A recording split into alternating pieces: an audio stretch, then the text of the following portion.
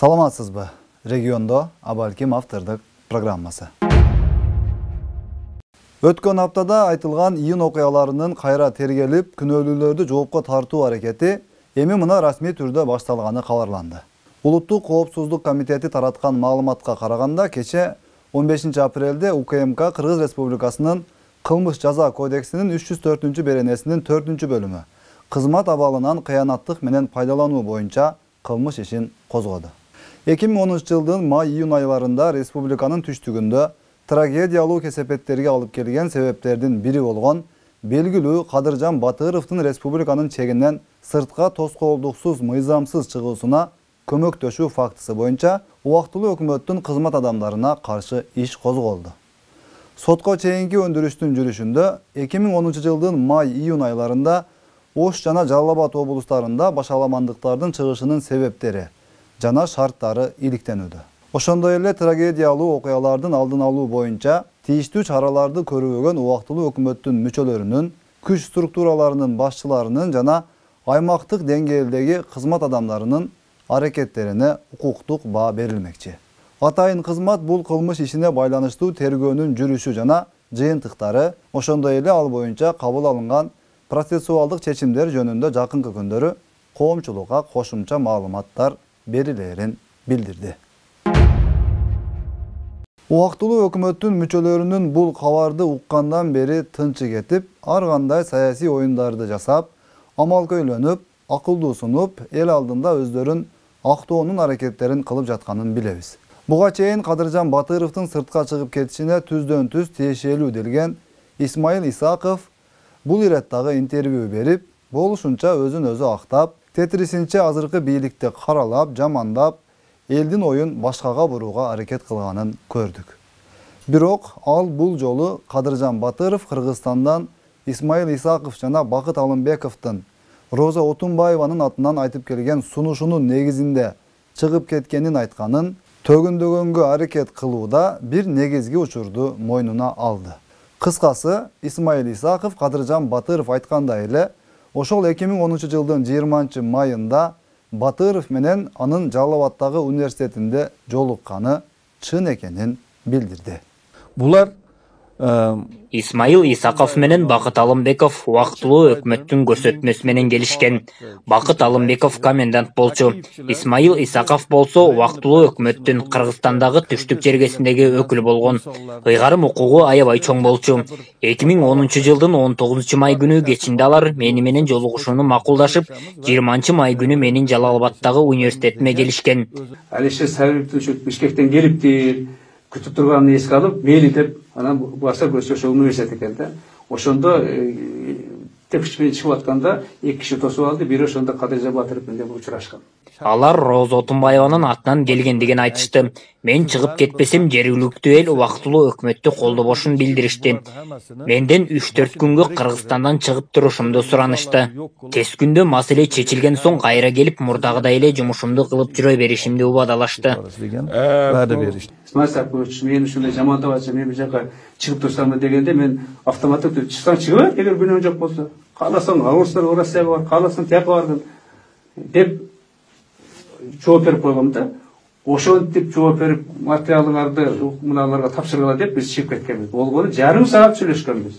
Кайсыл күнү кимдин жардамы менен Кыргызстандан чыгып кеттиңиз?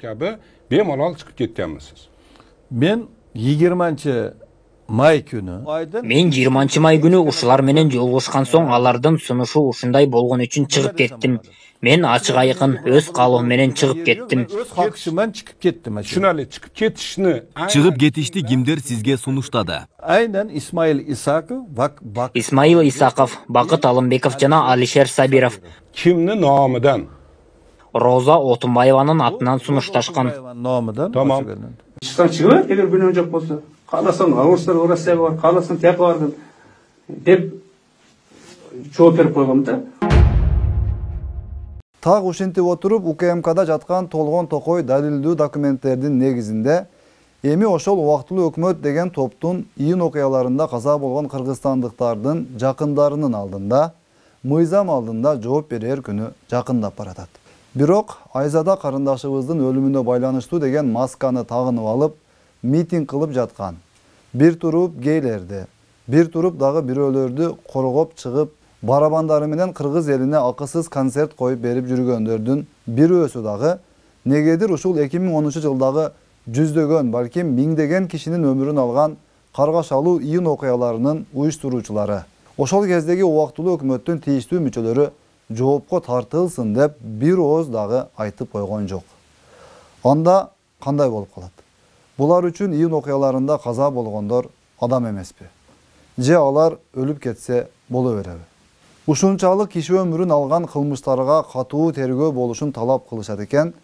Анда неге кеминде 500 кишинин кор болуп өлтүрүлүшү менен коштолгон июнь окуяларынын күнөөкөрлөрү жоопко тартылсын, убактылуу өкмөт жоопко тартылсын деп чыгышпайт? Мунун жообу албетте сиз билип тургандай эле белгилүү. Булар антип чыга алышпайт. Анткени булардын жем жеген акыры бир. Буларды бүгүн көчөгө чыгарып аткан кожоюндары дал ошол убактылуу өкмөттөгүлөр болуп саналат. Демек, булар барабанчылардын, өздөрүн укук коргоочу кылып көрсөтүп жүргөндөрдүн, иликтөөчү журналист болуп көрүнүп жүргөндөрдүн баарынын мындайча айтканда точкасы бир жерде. Буларга заряд берип жаткан түйүн бир. Булардын аттары гана башка болуп айтыла берет, бирок булардын баарынын автору бир. Башчысы бир. Буларга маркум Айзаданын же башка биздин элибиздин өлүмү маанилүү дагы, кайгылуу дагы, кызык дагы эмес. Болгону өздөрүнүн саясий кызыкчылыгы үчүн гана ыңгайлуу учурда колдонуу үчүн көтөрүлө турган темалар гана. Булардын киносуна ишенип жүрүп канчалаган мамлекеттер кыйрады. Бүгүн дагы кыйрап, жок болуп кетүү алдында турушат. Өкүнүчтүүсү биздин Кыргызстан дагы ошолордун тизмесинин сап башында турган өлкөлөрдүн бири болуп жатканында. Мындан дагы өкүнүчтүүсү булар Кыргызстаныбызды өзүбүздүн, кыргыз элинин колу менен жок кылууга жетелеп баратканында. Мындан да өкүнүчтүүсү биздин баатыр мүнөз кыргыз элибиздин айрым бөлүгү ушулардын жомогуна ишенип, жетеленип, алданып калып жатканында. Туура, балким бүгүн сиз үчүн митингге чыгып, телефонго тартып, күчтүү сүйлөп, интервью берип, "О, молодец, катуу сүйлөдү" деген комментарийлерди окуу мода болуп жаткандыр. Бирок Кыргызстаныбыз үчүн бул ар бир кадам минус гана алып келип жатканын түшүнүңүз. Мейли, бул бийлик дагы сизге жакпасын. Мейли, бул бийлик дагы баарын таштап коюп кетсин. Бирок ошону менен эле кыргыз эли жыргап кетет деп ойлосоңуз жаңылышасыз. Бул бүгүн бузукулук кылып, күн алыс Бишкекте ар нерсени шылтоо кылып, митинг кылып жүргөн кызыл калпак, жыртык-пыртык жынсы кийгендер, алардын ана башчылары баары бир тынч отуруп калбайт. Буларга Кыргызстандын президенти кылып кимди койсоңуз дагы баары бир ушул бүгүнкү кылыктарын кыла беришет. Буларга биздин чек ара маселесинин чечилиши, коррупцияга каршы күрөшүү, адам укугу деген сөздөр жоон гана бетке кармануучу беткап гана экенин түшүнүү кээ бир биздин мекендештерибизге кыйынга туруп жатат сыягы. Бул оюндардан кутулуунун бир гана жолу бул кыргыз элинин бекем ынтымакка келип, бир максаттуу жолдо өзүбүздүн динибизди, каада салтыбызды, нукура элдик улуу сыпаттарыбызды, мамлекетибизди сактап калышыбызда турат.